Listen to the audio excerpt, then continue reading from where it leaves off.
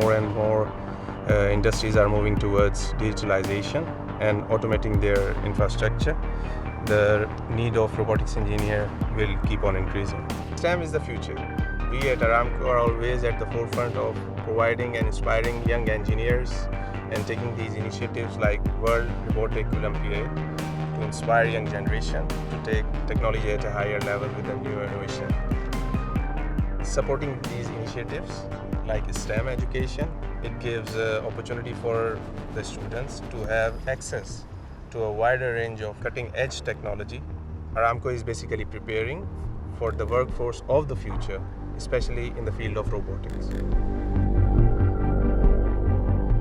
World Robot Olympiad is an organization that is established to inspire young people to explore STEM through robotics. And we have teams in more than 100 countries, teams that are designing, coding robots to solve real-world challenges. The partnership we have with Aramco is helping us to expand our reach. We are training teachers and we're building online learning platforms together. And we also have the Aramco Innovation Award that is given once a year to the winning team of our Future Innovators category.